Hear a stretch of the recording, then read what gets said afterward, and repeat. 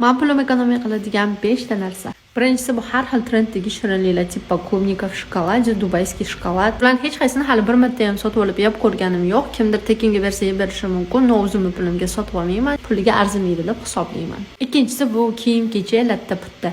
Men bir xil kiyimda har kuni ko'chada ham, blogimda ham ko'rinishda umuman uyalmayman. Samatsankami bu narsaga bog'lamayman. Menga ko'chada kiyishga 1-2 xil kiyim, uyda almashtirishga 2-3 xil kiyim yetarli. Moda orqasidan yugurmayman va bunga pulimni sarflashni ham xohlamayman. Uchinchisini eshitib hozir menga ko'pchilik tosh otib tashlaydi, lekin har oy qosh laminatsiyasi, kiprik ektirish, xina chizdirish kabi byuti protseduralardan pulimni jalga qilaman. Bu narsalarni qiladigan qizlarga umuman hech qanaqa pretenziyam yo'q, shunchaki men bu narsalarni qildirishni xohlamayman.